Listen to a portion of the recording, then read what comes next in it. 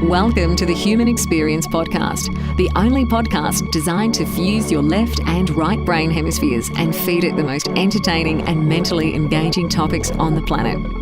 As we approach our ascent, please make sure your frontal, temporal and occipital lobes are in their full upright position. As you take your seat of consciousness, relax your senses and allow us to take you on a journey. We are the Intimate Strangers. Thank you for listening.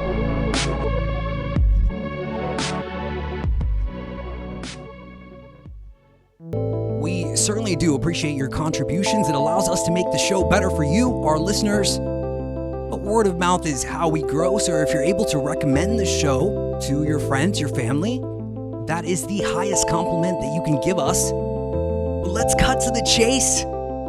Tonight, we're going to be looking at the science of astrology. We're going to be getting into whether or not our destiny is printed in the heavens above with one of the most credentialed authors that we've had on this show. So please go grab a drink, sit back, and enjoy this conversation.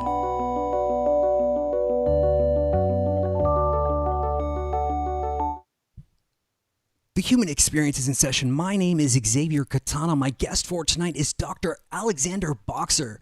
Alex is a data scientist and author who revels in the ways that ancient and modern science can both be used to provide insights into our lives. Alexander has a PhD in physics from MIT, a master's degree in the history of science from Oxford, and a bachelor's in classical language from Yale.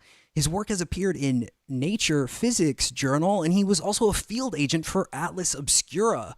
Alexander is the author of A Scheme of Heaven, a book in which he takes a look back at the history of astrology, merging his love for numbers and past events with a desire to learn more about how we can predict the future, both in the past and right now. Alex, it's a pleasure. Thank you for making the time to do this. Welcome to HXP. Of course, it's a thrill to be here. Yeah, Alex, I mean, I'm so thoroughly impressed by your credentials. It's one of the main reasons I think I brought you onto this program because, how does a person go from, a physics degree at MIT to writing a book about astrology? Well, first let me say that I'm pleased that you brought up my credentials, and I'm pleased that you're impressed by my credentials. But one of the themes throughout my book is that it's important to answer these questions for yourself. And a lot of this book was my own personal journey of wanting to know more about astrology and what astrology really is. I've always been interested in history. I've always been interested in numbers. I've always been interested in the history of science. And so in a way, astrology was sort of a natural topic because I think in order to tell the story properly, you need to have that sort of eclectic background in ancient and also mathematics and numbers. I look at astrologers as the original data scientists. That's one of the arguments I make in the book, that there's that those of us who are involved in making predictive models today are actually, whether they like to admit it or not, part of a much longer tradition of gathering data, looking at data, and trying to make sense of it. And I started to feel this, kind of a deep sympathy towards the people who were almost single-handedly for hundreds, if not thousands of years doing this. And those were the astrologers. And I just wanted to know more about it.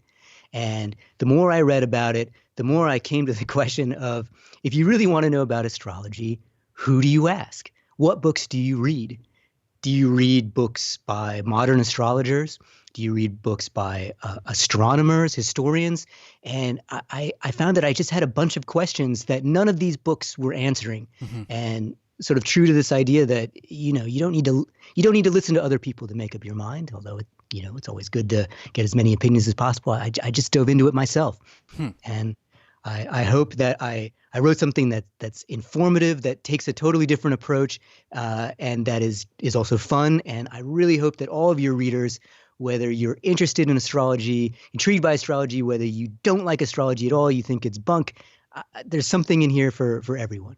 Sure. I mean, was there a part of you that wanted to legitimize astrology as a science in some way? I mean, because I find that, it seems like there are two veins of thought or thinking here. When a person thinks about astrology, I think they either dismiss it completely or, they're sort of all about it.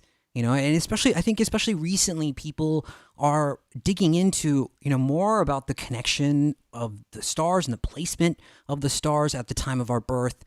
And I mean, more of the younger crowd, the millennial crowd. But, was there a part of you that wanted to, make this recognized as a science?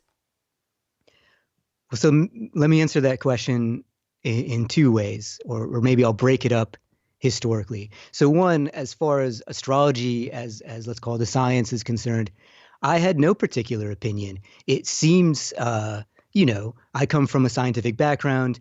Astrology is the arch pseudoscience. There's just nothing more heretical you can do than even bring it up in conversation. Sure. And to me, as sort of a contrarian, that almost made it kind of interesting to study. What sort of occurred to me, however, was that a lot of the predictive models that we make today are, let's say, no better than astrology. You don't even have to have a particularly long memory to just even remember the 2016 election, where all of these fancy mathematical models had a particular candidate winning with 70, 80, sometimes high 90% probability.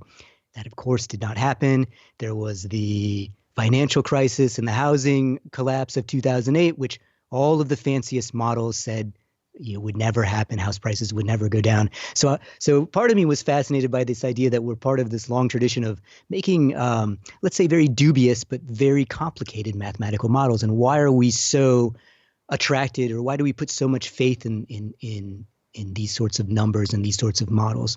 So I have no particular, and let me just put my cards on the table. I don't believe in astrology. I'm not an astrologer, and in my investigations of sort of looking at this stuff, there was nothing in particular I found that changed that opinion.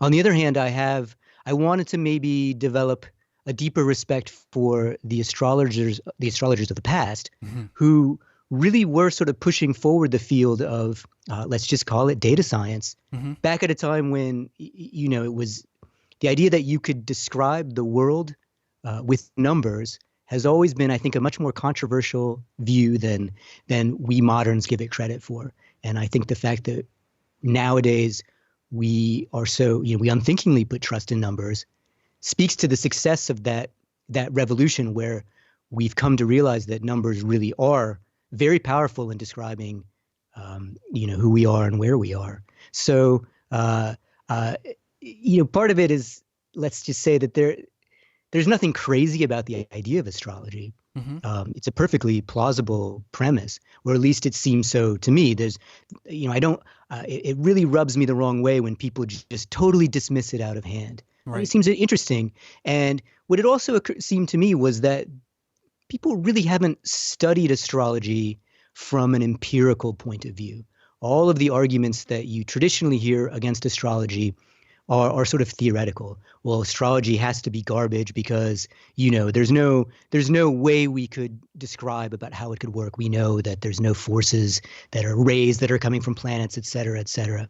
And, from a scientific point of view, I find that a very weak argument, that there's many things that people have said could never be true, which, ended up, being true. So the idea that we should dismiss it because the theoretical arguments against it are what they are. Yes, it's a compelling argument. It's an important argument, but it's not the whole story. And part of me as a numbers guy wanted to just look at the numbers. And realistically, a lot of that's never really been done. because it's very hard to do, you need a lot of data. You need a lot of fairly precise birth data and just a lot of information of the sort that is really now sort of becoming accessible, but even now is very hard to get a hold of. And so part of the book was an attempt to, put aside all the arguments for and against, and let's just look at the data. Okay, fair enough. I love that. I mean, one of the points that you made about, the planetary bodies and their effects on us, maybe. I mean, if you just look at the moon, it's right there, and look at the effect that it has on the tide. I mean, the Earth is mostly water, the humans are mostly water, so how can you say, there is not some effect that planets in the heavens have some effect on us? But, what I want to do is, if we can, Alex, is if we can define, what does it mean when someone is giving you your horoscope, or when someone is saying, your sign is this? How can we define, what they're doing with those couple things? So maybe I'm setting a template for answering questions in a long way. But let me just say that again, because of my interest in history and because astrology is so old, I'm very suspicious of let's say answers that answered in a particular way. I want to know, what do those words mean, let's say, as a function of time? What did they originally mean? And so that was one of the more fun things about the book, was even tracking down what the word horoscope means. So, today we might refer to a horoscope as simply the one paragraph little blurb you might read in a magazine or on a website. I'm a Taurus, and maybe I'd read a blurb about what I should be, how I should be setting my mind or my intentions for the week, and that would be a horoscope. But historically, a horoscope would refer to not only the interpretations, but it would be a chart of the heavens as they appeared at a specific moment in time, as viewed from a specific place. And this is actually where the title of my book comes from. My book is called A Scheme of Heaven. And so a horoscope was occasionally and colorfully referred to as a scheme of heaven, a scheme being a graphical blueprint. But I love the sort of play of words that, there's also the scheme in how you're supposed to interpret this numerical and graphical information. But if you track the word even further back, the word horoscope is a Greek word, and it means the hour watcher, or really the moment watcher. And the Greeks have these different concepts of time. There's hora, and then there's chronos, from words like chronology. And hora is really referring to sort of a season or a moment. And so somebody's watching these moments come, and a horoscope could refer to the individual astrologer. They're sometimes referred to as horoscopes in the ancient texts. It could refer to the instruments that are essentially tracking the motions of the sky. Those are horoscopic instruments. Or it could refer to, the writing down where the planets were at that given time. And what's quite interesting is that in the context of traditional astrology, you divide the sky above you into what are called the 12 houses of heaven. And the most important one, which modern people probably are also aware of, is the ascendant. This is the part of the sky which shows, the stars, planets, or, sun, the moon, when they're rising just above your eastern horizon. Well, so in English, that's called the ascendant. But what's fascinating is that the ancient Greek term for that is the horoscope. So really, from an astrological point of view, I would say the horoscope is the part of the sky which is on your eastern horizon. And that was considered to be, from let's say a cosmic ray point of view, the most important. These were the ones that had the strongest influence on you. It's fascinating. I love your thoroughness and, how you're looking at the breakdown of words and what they mean, the origins of them. Was there a specific place or type of astrology that was a focal point for you? There are different systems of astrology depending on where you go, right? Absolutely. And so astrology is such a huge topic, which is, again, I think one of the challenges of writing a book about astrology is, not what do you say, but what do you leave out? And so the way I structured my book is that it's structured really around a set of very basic questions that I had about astrology. Things like, when did astrology first arise? How many, horoscopes can there possibly be? basic questions like this. And I then divided the book up historically, where I sort of go back to, let's say, the earliest time where astrologers had tried to answer this question. And for me, one of the reasons I've always liked the history of science is, well, one, I think history is fascinating, but two, I've always felt that I could only understand a scientific concept if I kind of understood where it came from, how it evolved, and what, let's say, the original people who produced some sort of difficult, complicated concept, what question were they trying to answer? Usually it's a simple question that people were trying to answer that led to something a little bit more complicated. But one thing I do in the very beginning of the book is I recuse myself from Hindu and Chinese astrology. It's just not, I believe in being true to the source material. And just because of my background, I feel like I have an access to the ancient astrological texts, most of which are in Greek. Many of them are in Latin. And, they're just something that, if I have a question, I can go directly to the source. Mm-hmm.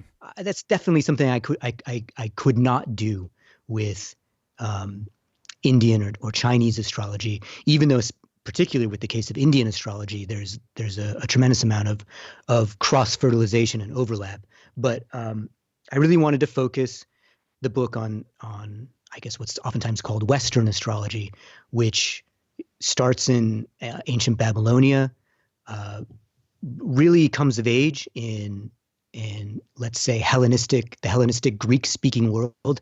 We're talking like where Alexandria in Egypt. I think what was sort of a surprise to me was really how much astrology, as we know it today, really found its form in Roman times, and how much of it really owes its character to the Roman Empire. And then, of course, it then spreads out, ends up, having a tremendous flowering in Arab and Persian-speaking lands, and then comes back into Europe, and then, of course, has a tremendous transformation really around the 20th century, where it sort of changes into the more mystical form that I imagine most people know it as today. Okay, very fascinating. I really like that, you sort of step back from an area that you thought you weren't as well versed in and focused, more of where you could access information directly, as you said. I'm curious to know, people tend to make stories of their lives. We want to sort of discern as much as possible, love, money, and I think we're looking to predict the future in some way, right? So we want to know kind of how it matters to me. How is this important to my life and what I'm doing? Which is probably why a person reads their horoscope, in the first place. Maybe it's some sort of narcissistic tendency that they also have as well. But where does this come from? I mean, when we're looking at the sky, humans are pattern-making machines, right? So how did we start to reduce the stars in the sky into a system that we could understand and then use as a predictive factor of our lives? So these are great questions. I don't know if I have the answer, but merely what I tried to do in the book is to just note this. And this is also speaks very much to my starting point for the book. I am a data scientist, and I am very interested in how you use numbers and figures to tell a story. If I've done my job correctly, then I can really make a persuasive case that somebody ought to do X, Y, or Z by showing a really compelling graph or showing some numbers. And we take this for granted nowadays. It's almost the rhetorical trump card when you're debating or making an argument. You show statistics, or you show a numerical fact. And I kind of was just interested in this idea that we sort of take for granted today the storytelling power of numbers, but that really wasn't always the case. And that really, looking back, it's sort of astrologers, for both good and for ill, who are pioneering this idea of making a persuasive story with numbers. And this is this idea that, well, there's certain questions that I'm interested in, you're interested in, what's in store for me, my family, my love life, my financial life. And it's totally not obvious why the planet should have anything to do with that. But somehow, if you weave it in the right way, there can be a very, very compelling story you can tell. That don't you remember that period in the past where something happened? Well, Jupiter was in the third house, or something, or maybe more. Maybe a more familiar example would be, don't you just think that Scorpios are nuts? They're just crazy. We all know it. Okay. And this sort of inherent pattern making where I'm interested in the idea that yes, like people like to see patterns, and by the way, one example I have in my book is computers are bad it's called overfitting, but a lot of these models that people make, they latch onto a pattern, whether the pattern is meaningful or not. And so, if you're training let's say a computer vision model to see dogs or cats, and you train it too much, let's say, it'll start to see dogs and cats everywhere, even in things that are not a dog or a cat. And so this idea of when is a pattern and when are you deceiving yourself, I think is a question that is at the core of astrology, and is something that has by no means gone away. In fact, as we use numbers more and more in our politics, in our day-to-day lives, all these algorithms that are telling us do this, do that. I recommend this, I recommend that. We need to be responsible, let's say, data consumers. All of us are data consumers now, and recognize how easy it is to see patterns where there's not. And so the science, but also the art of determining what's really a pattern and what's not is something that I find fascinating. And again, astrology is the pioneer here. Yeah, I mean, I find it truly fascinating. It is really interesting. I mean, you talk about how we can look at past events and where the planets were in the sky to confirm different stories that were told. You mention the biblical eclipse and the ninth plague. And I mean, this tells you, I mean, you can match up, was there an eclipse at this time? And, does this story connect, right? Yes. And so from a storytelling point of view, at some point, all stories are valid. They bring new ideas into your mind. They bring new connections into your mind. And so one thing that I was so excited by in the book is the book is told historically, and astrology is really about the science of moments, being in a particular time at a particular place. And so each of my chapters focuses on a particular moment in time and place that was important to the story I wanted to tell. And so what I wanted to do is that for each of those moments, I wanted to show what the configuration of the stars and planets were at that time and at that place. And so I do this for every chapter. And by the way, so that, which is to say that I make a scheme of the heavens for each of these chapters for the time and place. And the way I do this, by the way, is I adopt the style of one of my favorite ancient astronomical instruments, which is an astrolabe. And so I use this sort of beautiful ancient way to show this. And so the question then becomes, how early in time can you actually know what the stars and planets look like? And, because not only do the records get poor, but also, there are just certain unknowns, primarily about actually the uneven slowing down of the Earth's rotation, which can be another topic of conversation. But it's actually very tricky to know deep into the past what the stars and planets looked like. And this is why eclipses are so important, because those are moments where we know from our astronomical computations when they happened. Mm-hmm. And so if there is a historical record that matches up, then we can say, that happened at this precise date, at this precise time. Now, it turns out that this sounds nice, but there's really not that many. Or rather, the historical record of eclipses doesn't go back maybe as far as maybe I wanted it to go. It goes back pretty far. The Babylonians in particular have this incredible record of astronomical data, including eclipses, that goes back to about 700 BC. It's extraordinary. But I then sort of flipped the question around, and I asked myself, all right, well, we know when all these eclipses occurred, and we know which part of the Earth they could have been seen over. Could I just choose a particularly impressive eclipse and say that it's very likely that that would have been seen at the time? Mm-hmm. And it turned out that as I was looking through, NASA, by the way, puts out this really wonderful, they call it the canon of solar eclipses. It's got this wonderful name.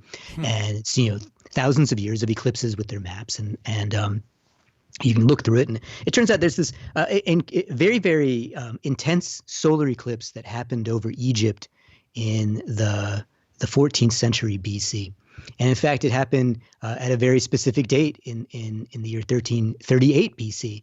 And it basically, and by impressive, I mean that of all the solar eclipses that have happened over the last several thousand years, it was the 12th largest in magnitude. Exactly what that means I can go into, but let's just say that this was a big eclipse, a big solar eclipse. I don't know how many of your listeners saw the solar eclipse of 2017, but yeah, this was the path of totality and the duration of totality would have been very impressive, and this would have happened all over ancient Egypt. Mm-hmm. And what was so fascinating is that and again, these things, the ancient Egyptian chronologies are a little unclear, or, the dating of them always has a little bit of uncertainty to it. But by the best chronologies that we have, the pharaoh who was pharaoh at this time was a pharaoh named Akhenaten. And Akhenaten is extremely famous from a historical point of view because, well, one, the art that's from his time is radically different. And the reason the art is radically different is because he made a radical break with Egyptian tradition, and he actually adopted a new religion, one that was not going to be based on many gods, but was going to be based on just one god, and in particular, this god was the sun.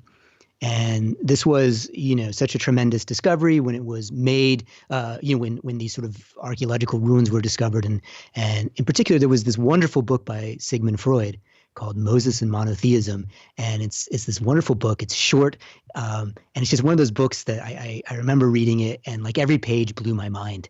And I don't agree with everything that he says, but it's just one of those books that's just amazing to read because your head explodes reading it. But he makes this argument that, well, really Moses, of course, it must be an Egyptian. Why? Because, well, his name's an Egyptian name.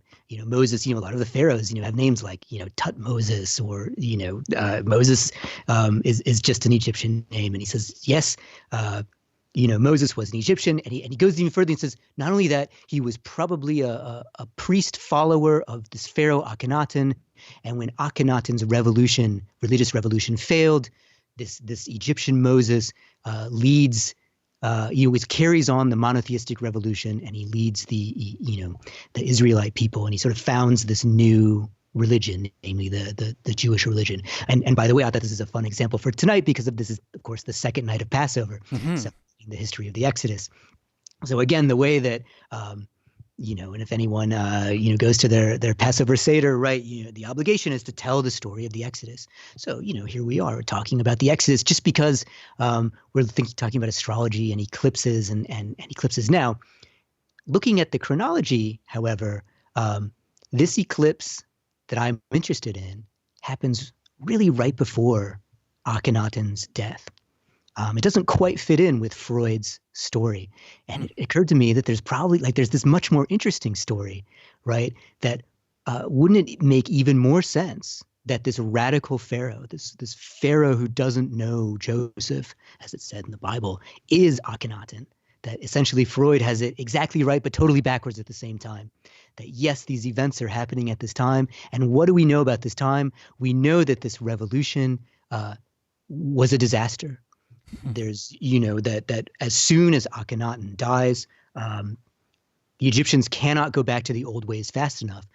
And I think that, what kind of signal would it send if you have, let's say, this sort of, crazy megalomaniacal pharaoh worshiping the sun, and all of a sudden you have this incredible dark solar eclipse. How would you interpret that at the time? Would you see this as a sign that he had angered the old gods? Would you see it as a sign that there's of course so many ways you can interpret it, and let's not forget the interpretation that maybe nobody saw it because it was cloudy that day. Again, you just don't know. There's no records, or maybe there is a record and that it's just kept in the, let's say, the folk memory as the ninth plague, the plague of darkness, amongst what is widely considered to be sort of a very dark time in Egyptian history, sort of a collapse, let's say, that as this radical pharaoh is rushed off the scene, there's a lot of chaos. And would not this be sort of the perfect moment for let's say, the historical backdrop of the story of the Exodus? So I try to speculate as little as possible in the book. I really wanted to focus on the facts, but I just couldn't help myself with this eclipse because it was just such a fascinating find to me that isn't it just great that, here you can look at the astronomical data and immediately be sucked into this, wild story, this wonderful story that maybe this does connect with things that are just so deeply important in how we see ourselves and our history. And, again, that's just the larger theme of astrology itself. Yeah, it's so fascinating to me just to learn about all this. But I enjoy absorbing as much information as I can about everything possible. So, you talk about chrono craters. Am I saying that correctly? Yeah. Okay, so, if we're looking at the different spans of time, certainly this depends heavily on, the ability to track records. But were you able to connect, did you see any patterns in repeating events, disasters, whatever it may be? Did you notice that? And also, what if you could go into what a chrono crater is and how you use that to determine, I think you start to mention how the days of the week link to the planets. So let's get into those two things, please.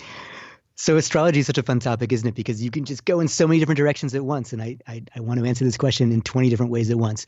So let me answer your question about, do these things correlate with disasters, et cetera, et cetera? And the answer is, of course they do. But let me return to that. So a Chrono Crowder, it's a Greek word that means, and I love this, it means Time Lord. So I don't know how many of your followers are Doctor Who fans like I am, but let's say it's the ancient Greek word for a Time Lord. Now earlier I spoke about the word horoscope, and I mentioned how in ancient Greek you actually have these two notions of time, hora being one of them, which is like a moment. Chronos is the other one, and we're familiar with chronos from the word chronology. And by the way, we're familiar with the word krator, ruler, from words like democracy, which is the rule of the people. Mm-hmm. So a chronocrator would be a time ruler or a time lord. He's sort of the astrological concept of a ruler. This idea that there's a planet or a star or maybe a configuration of planets or stars that's influencing or ruling over a specific moment or a specific place or a specific field of life, let's say. And so one, and of course, as you mentioned, the idea of tracking the chrono, which planet or star or configuration is ruling at a given moment was the job of the astrologers, these people who are tracking the horoscopic moments. And this is essentially the beginning of a lot of science, certainly the beginning of a lot of, data-driven numerical science, because there's a demand to know this stuff accurately, because of course, it's complicated, and the idea being that, you might get it wrong if you're slightly off. So, how do the chrono craters, the example, how do they influence our lives to this day? Well, one example I give is, of course, in the names of the days of the week. So, of course, our week, Sunday, Monday, Tuesday, Wednesday, Thursday, Friday. It's clear from an English point of view that maybe two of the days have something to do with the planets, Sunday and Monday, the day, Sunday, the day of the sun, Monday, the day of the moon. Mm-hmm. But, if you speak a Romance language like Spanish or French or Italian, that the rest of the days of the week, of course, are following the same pattern that they're all named after planets. And in fact, this idea of an astrological week becomes the de facto week in the Roman Empire. And again, it's really in Roman times where astrology really hits its stride and really spreads around the world, quite extraordinarily. And I make the claim that why do we even have a 7-day week today? Well, the Jews and the Christians liked a 7-day week. But, there's no particular reason to have a 7-day week. It's one of the time intervals that we have that's actually not based in a natural cycle. We have months, which are, originally based around the moon. Even the word month has the word moon in it. Right. We have the year, which is supposed to track the sun. And we have other units of time, days. But the week is actually an incredible invention because it is anyone can tell you the day of the week. You don't need mathematicians, astronomers, priests to tell you when a week begins and ends. Whereas in lunar calendars, you need somebody, and like the ancient Hebrew calendar, you need somebody to make the determination that a month has begun. And traditionally, at least in the Hebrew calendar, this would be done by priests. Mm-hmm. And so if you were living far from the center, you don't know when a month has actually begun. It's hard to tell time this way. Whereas the week is I would say it's a very liberating and democratic invention because anyone can tell you the day of the week. Now, where am I going? You don't need a 7-day week. The Egyptians had a 10-day week. The Romans had an 8-day week.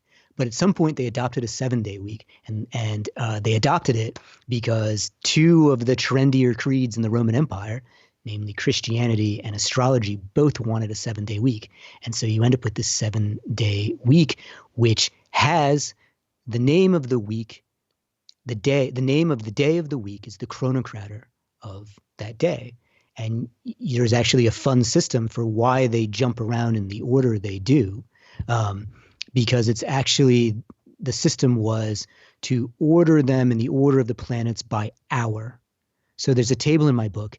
And again, I really hope that your audience, your listeners will go out and buy a copy of the book, A Scheme of Heaven. There's just so many fun factoids like this in there. But if you go through the 24 hours of the day, 7 days a week, and you order them after the planets one day, one after the other, you end up with the strange system that we have where it jumps from the sun to the moon to Mars, to Mercury, to Jupiter and Venus, which is the order of the week that we have it. And again, your Spanish speakers will know this.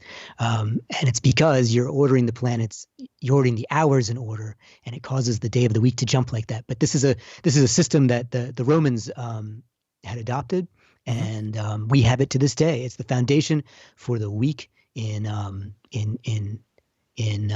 all of the Western languages, and it's, of course, now the Western week is globally recognized. So it's a weird way in which astrology has left its imprint on our everyday life. Now you're asking me about, let's say, do these Chrono Crowders, correlate with this, that, or the other thing, right? That's of course the job of the astrologer to try and tease this apart. And so, one of the things I look at in my book is one of the most famous, let's say, ruling configurations, which is supposed to govern world events. And these are the successive conjunctions of Jupiter and Saturn, the two biggest visible planets in the sky. Now, it turns out, for those of you who are interested, this year, 2020, is a Jupiter-Saturn conjunction year. In fact, Jupiter and Saturn will come into their point of closest conjunction, interestingly enough, on the exact day of the winter solstice this year, December 21st, is and they will come into conjunction in the zodiac sign of Aquarius. Now, this theory that these Jupiter-Saturn conjunctions, and they happen about every 20 years, are supposed to herald sort of major world upheavals.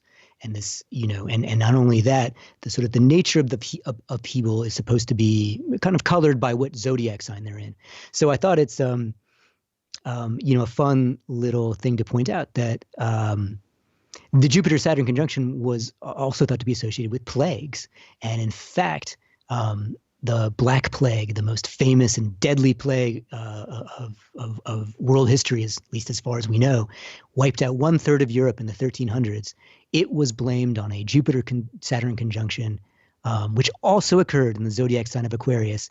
That conjunction had occurred in 1345, and this was considered the scientific consensus at the time.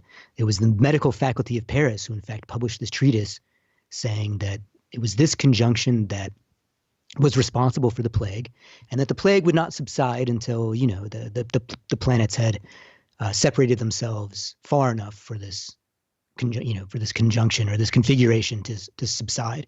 And so I think it's fun to point out that the same Jupiter-Saturn conjunction in Aquarius that was considered responsible for the Black Death is also happening right now in our time of coronavirus. Wow. But again, goes back to the question of how do you determine if something like this is a coincidence or not. And so actually there's a fun chapter in my book which I devote directly to this. And a lot of it comes down to, so actually there's actually this fascinating story. Again, I love astrology because you just get to tease apart so many fascinating stories. But this was an analysis that was actually done by none other than, let's say, America's, if not history's, most famous husband and wife cryptology team. And this is William Friedman and Elizabeth Friedman. Now, these names aren't necessarily super well known, but William Friedman in particular was the United States' most premier code breaker in World War I and World War II. He's the one who broke the Japanese diplomatic ciphers that, led up that we essentially were able to read Japan's ciphers through much of World War II. And so he's, for reasons, that I think have a lot to do with glamour, Alan Turing is sort of the more famous version. He's the English equivalent. But William Friedman is leading the effort here in the United States, and he oversees the creation of, after World War II, he oversees the creation of what's then the NSA, the National Security Administration. So William Friedman, though, had actually gotten his code-breaking start, he and his future wife, when they were hired by a very eccentric millionaire who was convinced that there was a secret code in the sonnets and plays of Shakespeare. And this was actually a very popular theory in the late 1800s, early 1900s, and it's still popular today in certain circles. And the idea being that there were actually clues in Shakespeare's plays, oftentimes in the printing of different letters. And then if you took these letters together, they spelled out secret messages. Mm-hmm. And so he hired William Friedman, who I think at the time he had just graduated college as a plant scientist, to this is how he got his start in cryptology. And he sort of became almost the father of modern cryptology. But he started with this problem of, are there secret codes in the plays of William Shakespeare? Now, he ultimately concluded there were not, but he and his wife wrote this book after they had retired from their long career of code breaking for the United States, where they go back to this question and they sort of go through these it's a form of cipher called steganography, which is the art of hiding a secret in plain sight. Mm-hmm. So whether you hide a secret message in a painting or a secret message in a play. So steganography, by the way, is still an active field in the cryptologic world. But we'll leave that aside. And he comes up with this thing and he says, well, the problem with all of these, let's say, hidden codes is that the people who claim to see them are not applying their rules rigorously, right? You can't in the case of the Shakespeare cipher, you can't, like, say, skip a letter here or add a letter there or it's spelled incorrectly, but Shakespeare's name spelled like weirdly with no vowels. You can't sort of squint and look at it. It has to be consistent. Sure. And that was his rule number one. And rule number two was you can't, by applying the same rules, come up with two different and oftentimes mutually exclusive answers. And so he famously would take some of these proposed ciphers and use them in different plays and show that, he could read whatever message he wanted in the play to say not only was say, Francis Bacon, the real author of Shakespeare's plays, but so was Theodore Roosevelt or Gertrude Stein or even William Friedman himself. He could essentially use these rules to read whatever he wanted. So we try the same thing with the Jupiter-Saturn conjunctions, right? So one, they sort of fail on both counts. So right, let me give you a great example. It turns out the last nine consecutive Jupiter-Saturn conjunctions have all corresponded with all the U.S. presidents who have either been assassinated, died in office, or suffered let's say, a near-death mishap. So, you think about Abraham Lincoln, McKinley, Garfield, JFK, all of these, assassinations sort of line up with the Jupiter-Saturn conjunction because, again, they happen roughly every 20 years. Now, and so I have this chart in my book. But now the problem is, how do you determine what lines up? Because, of course, there's a lot of wiggle room, right? It doesn't have to line up exactly, right? Like, the conjunction before the death of Kennedy would have happened in 1961. But Kennedy is assassinated in 1963. So, you sort of end up with these scenarios where like it's sort of a harbinger of bad news, but how long is the sort of sell-by date? And then, the last Jupiter-Saturn conjunction was in the year 2000. George W. Bush was not assassinated, but he did choke on a pretzel and he almost died. So again, if you can bend the rules. Okay. But for rule number 2 is, can you find other equally plausible correlations that line up with these things? And of course, for something that happens every 20 years, the answer is, of course, you can. You can come up with all sorts of stories, many of which are mutually contradictory, of things that, let's say, line up with these conjunctions. And so the point being is that if you can do that, it sort of undermines the significance of any one correlation. So the one that I thought was the most fun, also because it aligns exactly with the dates of Jupiter-Saturn conjunctions, is that every year there's a Jupiter-Saturn conjunction, and in the precise year, I'm not talking about a year advance or a year behind, I'm talking about the precise year, the New York Yankees win the pennant. So we'll see what happens. One, we'll see if baseball's even canceled this year.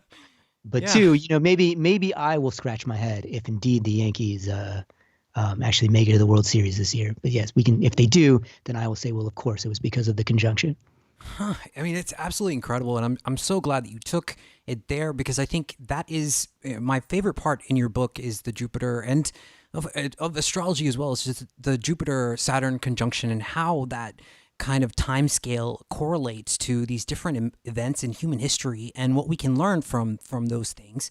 I want to talk about the precession of the equinoxes, because this is another measure of time that is crucial to understanding where the stars are, and also how we determine whether there's 2 different ways of reading astrology, right? So the solar astrology and sidereal.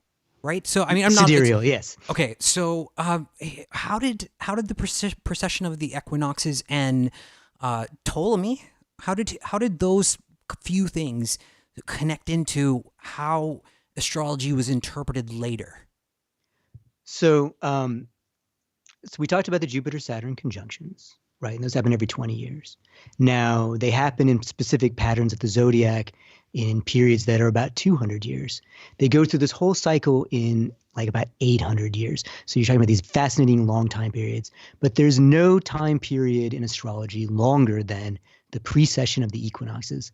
And that is about 26,000 years. And so what we're talking about really is the age of Aquarius. This is related to the precession of the equinoxes. So you have an astrological age which lasts about 2,000, 2,100 years. Now, what does this even mean? And you hit the nail on the head that there's actually this sort of fundamental split in what sort of astrology you want. Is the most important thing in your astrology the sun, right? Are we setting our zodiac signs by the spring equinox? And this is how it's this is how it's usually done today. That the zodiac usually begins in Aries, and we say that Aries begins with the spring equinox. Capricorn is the winter solstice, etc. But it didn't used to be that way, of course. In ancient times, this was all done by the constellations, from which the zodiac signs take their name.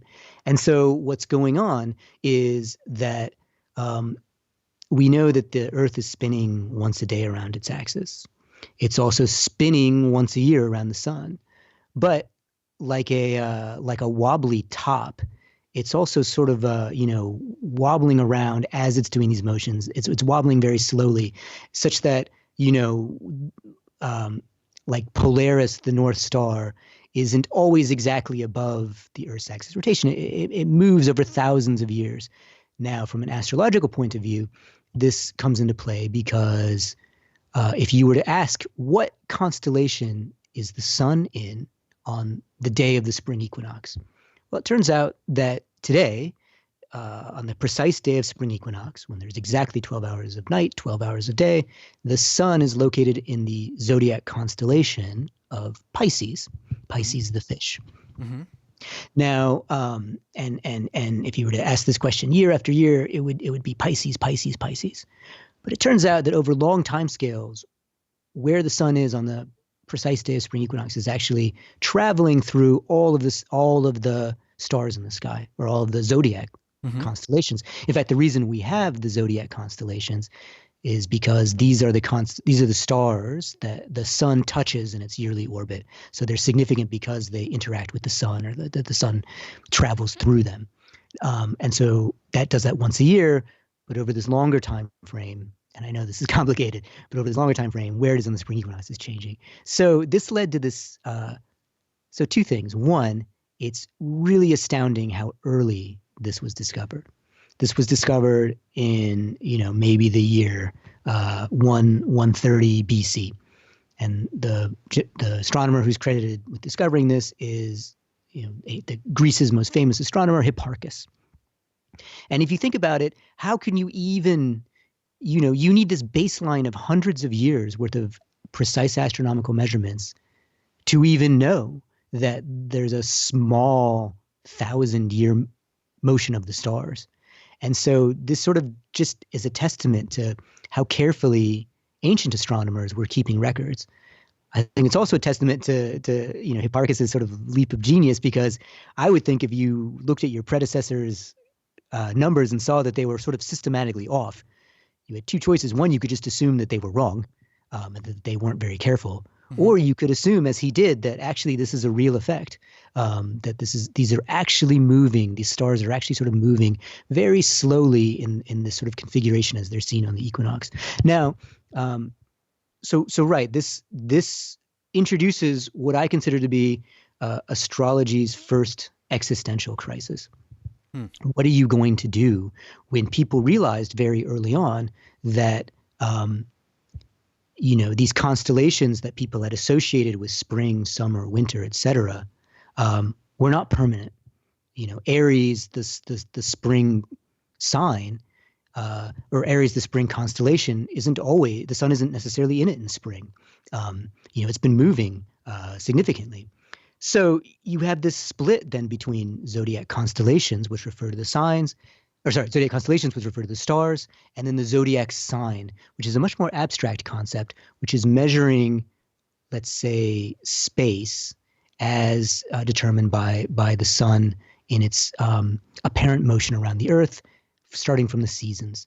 Now, what I find interesting is that this didn't really lead to an existential crisis in astrology, that astrologers adopted what we know as the solar zodiac.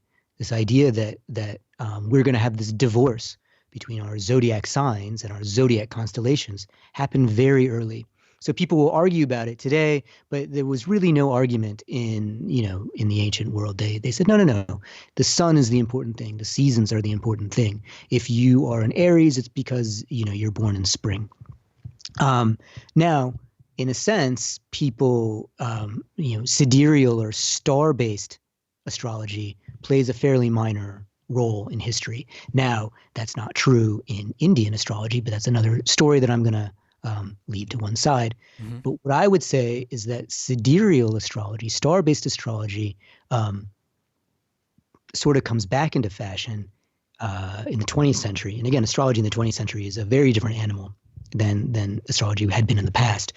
And it's because people realized that there was this concept of this changing of astrological ages, and that we were about to complete the age of Pisces and enter into the age of Aquarius. Now, similar to Jupiter-Saturn conjunctions, there's one common theme here.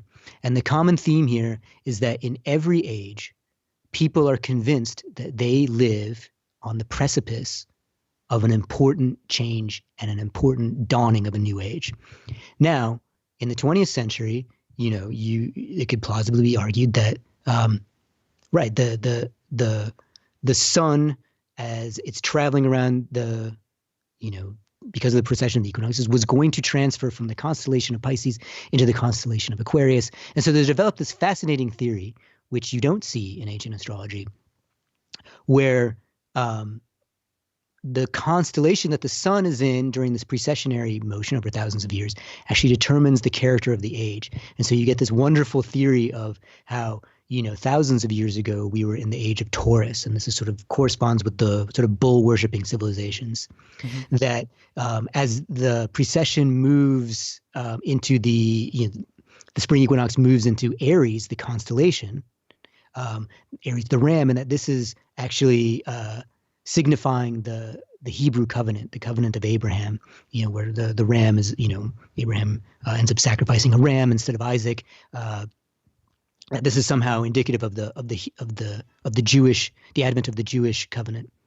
Then, of course, for the last 2,000 years, we've been in the age of Pisces, when, of course, the fish is a Christian symbol, and it sort of makes sense that this was the principal sort of spiritual step along humanity's sort of spiritual evolution, was the Christian Gospels. Again, this is a story that's told sort of in the late 1800s and then increasingly in the 20th century. But what people love about the story isn't the past. What people love about the story is the idea that we are on the cusp of a new age, and that this age was going to be the age of Aquarius, and that all of these sort of dark things of our past, war, ignorance, etc. We were about to enter a more spiritually enlightened age. And, this idea, really, colors, so much of the sort of transcendental movements of the 20th century and today. And the whole idea, the term New Age is, of course, not new. Nothing is. There's nothing new under the sun, as they say. But the idea of the New Age absolutely takes its idea from this astrological idea that the sun will enter into Aquarius, the constellation, not the zodiac sign, and this will bring sort of a new sort of set of spiritual covenant between man and nature, etc. Now, it has often been pointed out, Carl Sagan used to point this out repeatedly, that the age of Aquarius, you can't really pick and choose, right? Like, the age of Aquarius is a star-based notion, a sidereal astrology notion, whereas the horoscopes you read in the paper are a sun-based astrology. You can't, you gotta have one or the other. They're actually sort of incompatible, because again, the zodiac sign is very different from the zodiac constellation, and it's true. And I agree with this. You kind of have to choose, just for the sake of consistency, you have to choose one or the other. Now, one of the fun things I do in my book is using sort of basic astronomy, and precession, and sort of I myself try to compute when the age of Aquarius will begin. Again, just trying to compute when the sun will, on the moment of spring, enter into the constellation of Aquarius. And so I'm actually trying to pull up the precise date that I computed. Again, this computation was mainly just as a lark, just for fun, but it sort of shows you some of the things you have to think about when you're talking about these things. But let's see. Let's see. Sorry, I'm on one page off. Okay, August 8th, 2252, which is a Sunday. So of all of the estimates or predictions for when the age of Aquarius will begin, that's mine. August 8th, 2252. Take that one to the bank. I mean, there's so much information here, and I think that's one of the things that I love about your book is that you sort of weave it all into a coherent story that you give a pattern, and you make it make sense. It's easier to understand when you can track the historical significance of all of these connections and patterns that we like to make so much, and then look at how it was used as a science and who was using it and how they developed it. What I found curious was that you said at the beginning, I mean, forgive me if I misquote you, but you said that you started this as a skeptic and it didn't change your opinion either way about astrology as a science, even though you went through all this data, you found the connections, you wrote about it, but it didn't alter your opinion about its usefulness as a science?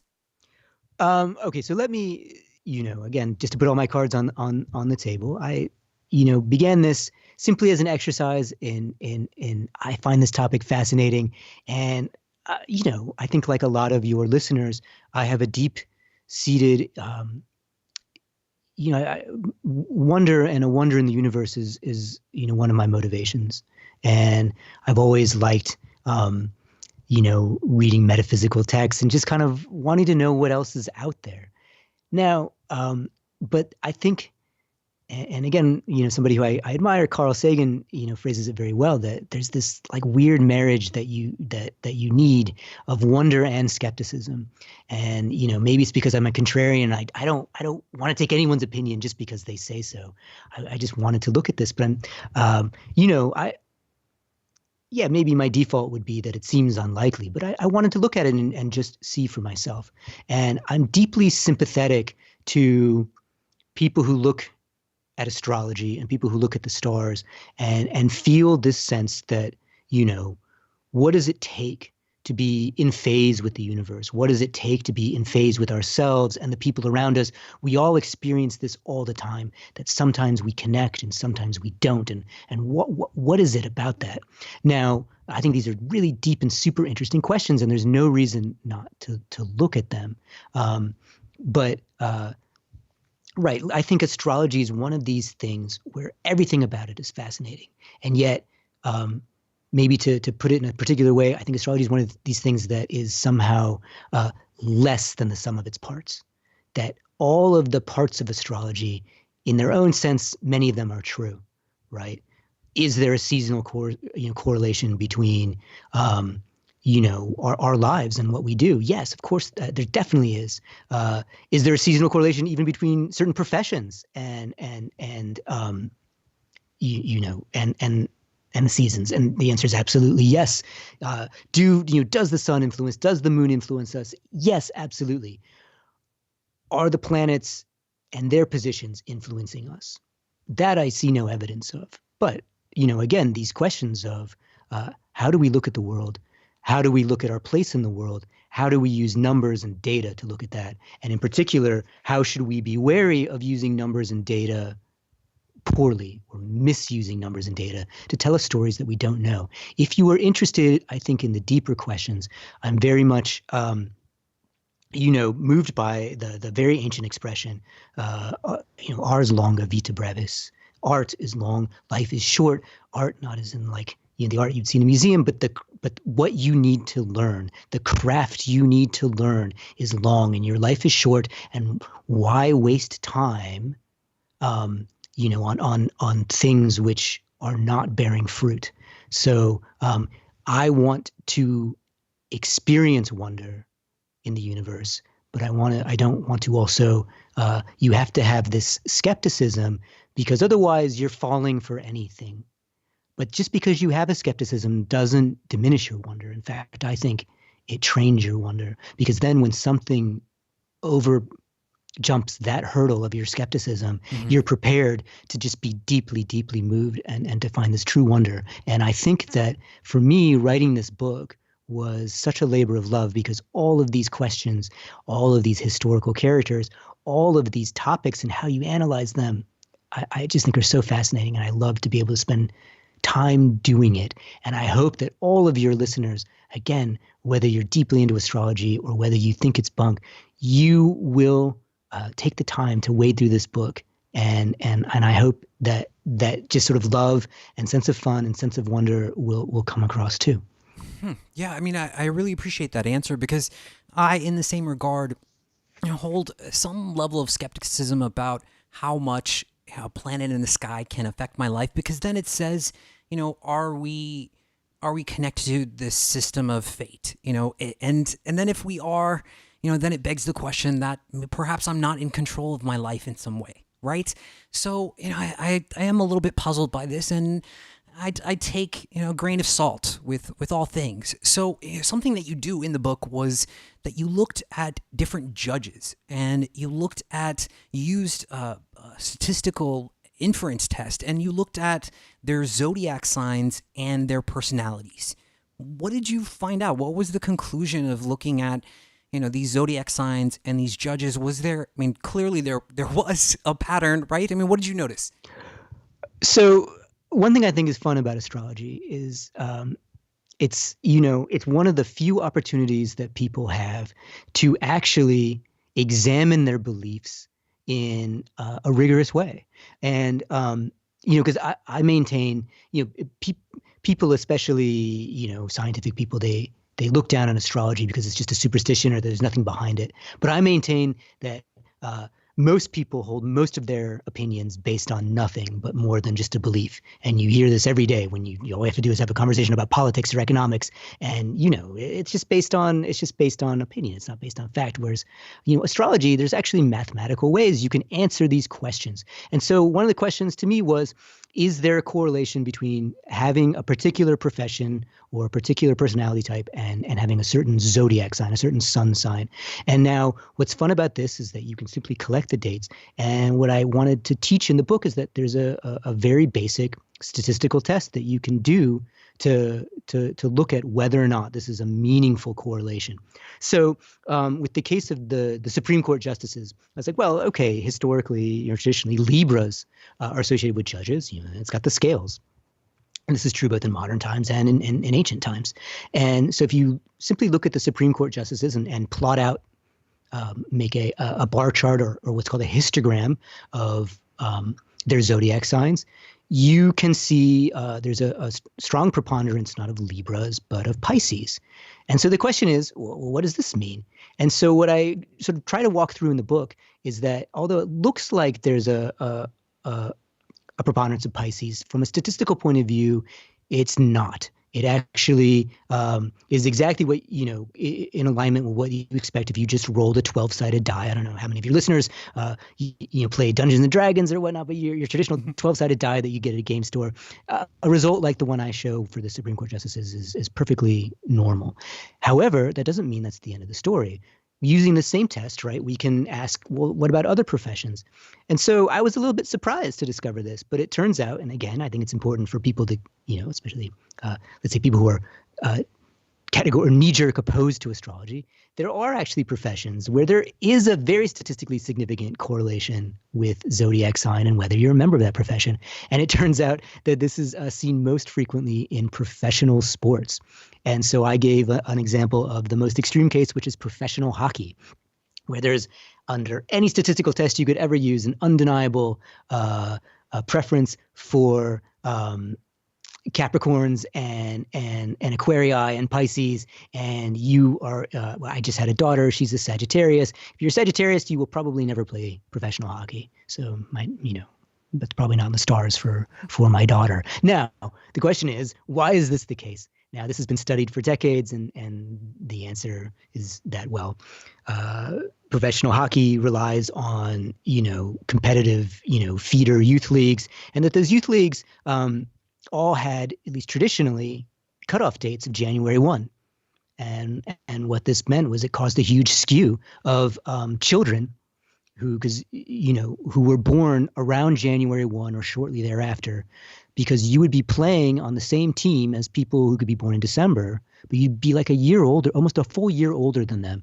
And so if you're playing, in a children's league or youth league, that extra physical size and coordination makes all the difference. And then it just feeds on. And you can actually see this across actually many professional sports. And so it's just a kind of fun thing of what happens when you actually look at the data. you don't know what you're going to find. And sometimes the results can surprise you. And that, I think, is, a cool source of wonder. You just don't know what you're going to find. And no reason to have prejudgments, let's say, prejudices. Yeah, I mean, I think that's so crucial, because I would rather, just from a scientific perspective, I think I would rather stay skeptical about whether something is valid or not, and then be pleasantly surprised that it is. And, when I find that, then versus, buying into something in an empty way, or buying into something in a level of belief, or something like that. We're running out of time, but, if we could wrap this all together, I love that you took on such a scientific perspective when looking at this book and putting all the data together that you did. And, it really paid off, the work that you did at MIT and the physics and studying all of that. But, how can we sort of wrap this together for anyone listening that might be curious about astrology? And if we could do that, please. So the story I wanted to tell was I wanted to recast astrology, not as some, off to the side pseudoscience. I wanted to recast it as history's most ambitious mathematical puzzle, and that people have been working on it for thousands of years.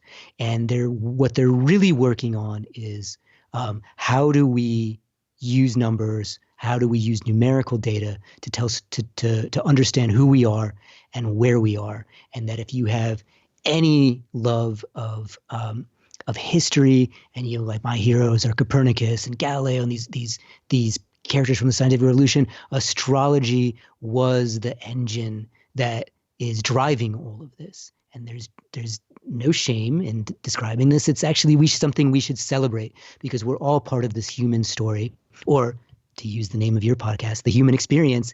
And that I just think that these characters from the past and these ideas from the past are so important and so wonderful. And the implications they have for us today are so present and so real, because if anything, we are using numbers to inform our lives more than we ever have. And we're essentially living, let's say, in this astrological moment once again. So, it behooves us to, understand where we came from, that this isn't the new moment, that we're actually part of this deeper tradition, and that there's, so much wonder there, driving it all, that, we need not stop here. Yeah, and as you said, there's nothing new under the sun. And if anything, you're going to find out. I mean, you're going to find out that it's happened before, so it's most likely it's going to happen again. And I think that's where it all connects in, and that's why I thought your book was so interesting. And I do highly recommend that people check this book out. Alex, where can people go to find more about your work? Where can people go to find the book? So the book is sold anywhere books are sold. So Amazon.com, Barnes & Noble, your local bookstore. Please buy it, buy two, buy three, get it for the whole family. As for myself, I have a very sparse social media profile, which is I have none at all. But I do have a website, alexboxer.com, where I talk about some of these things. And in particular, I have actually an interactive horoscopic astrolabe, the only one on the internet. You can plug in your birthday. You can plug in any date that you wish. You can also just animate it and watch the planets dance in time. It's hypnotic. It's mesmerizing. And it ties in very deeply with stuff that's in the books. That's alexboxer.com. And again, the name of the book is A Scheme of Heaven, The History of Astrology and the Search for Our Destiny and Data. You can get it anywhere, Amazon, Barnes & Noble, anywhere books are sold. Perfect. Guys, you heard it here. What an amazing show. And the book is called A Scheme of Heaven. And with my guest, Dr. Alexander Boxer, the history of astrology and the search for our destiny and data. I highly recommend this book. It was a really great read. And definitely check out Alex's website, the Astrolabe. Definitely interesting. Thank you guys so much for listening. Thank you guys so much for being here. I truly appreciate each and every one of you. We will be back next week with a new episode. Thank you so much. Good night.